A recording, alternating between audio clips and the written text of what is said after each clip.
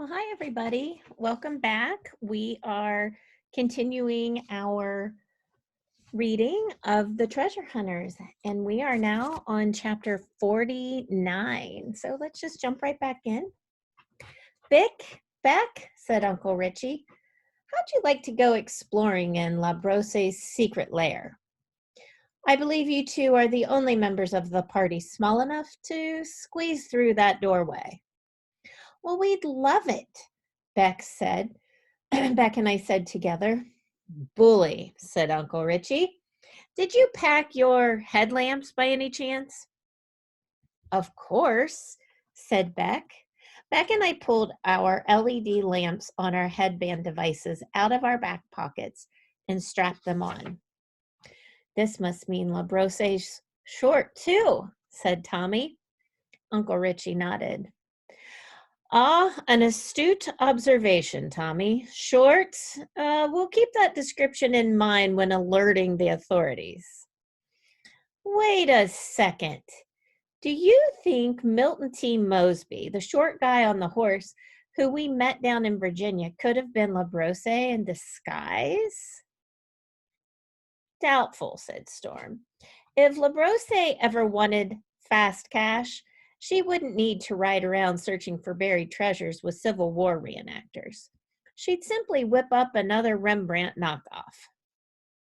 True, said Beck.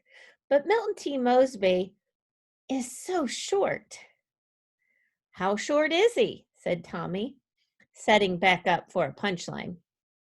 He's so short, he's always the last person to know when it rains. Ha! Good one, Beck, said Uncle Richie. Comic relief is always welcome in tense treasure hunting situations such as these. Now, off you go. Tell us what you find behind that door.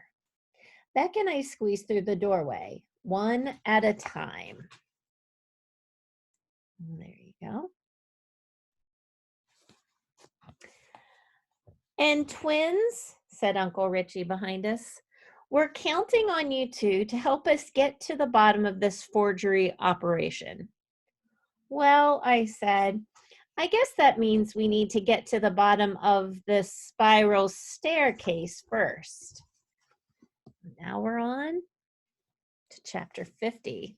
And I can see the video is really dark and grainy. It's raining outside, so I apologize, but it's okay. You can at least hear me, even though it's a little dark and dreary. Okay, chapter 50. Beck and I descended the twisting set of narrow steps. Careful, you two, coached Uncle Richie, his voice growing fainter and fainter as Beck and I made our way down the tight spiral staircase. The stinky smell of paint supplies wafted up from down below. It took us 5 full minutes to reach the bottom of the stairs, which ended in a dank subterranean vault. We looked around, swinging our headlamp beacons through the darkness. There were paint-splattered easels, a drawing board, rolls of aged and antique canvases, mason jars jammed full of brushes, and old-fashioned quill pens. Give you a minute to look at that.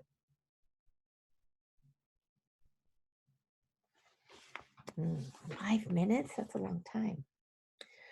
What's this? Said Beck, pulling a crinkly tan sheet out of a bin. It's not canvas. You're right. It feels more like parchment. You know, like they would have used for writing in the Declaration of... Beck looked at me. I looked at her. Then he looked at those quill pens and the parchment. We both reached the same conclusion at exactly the same split second. It's another twin thing. La Brosse also forged those fake Bill of Rights documents. Our voices echoed under the arches of the low stone ceiling. We need proof, I said. Well, let's look for it, said Beck. We rifled through stacks of papers and piles of sketch pads and mounds of file folders.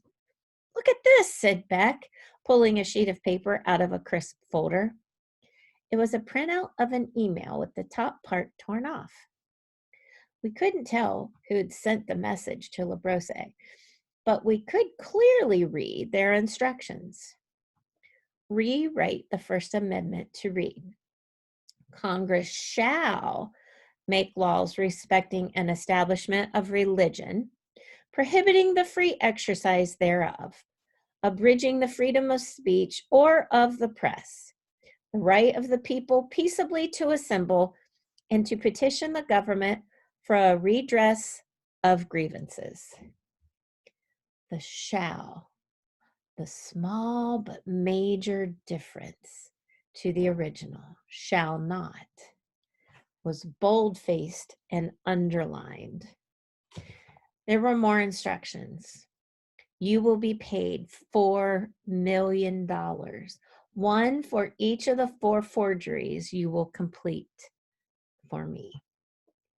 Do you think Professor Hingelbert is behind this? I wondered out loud.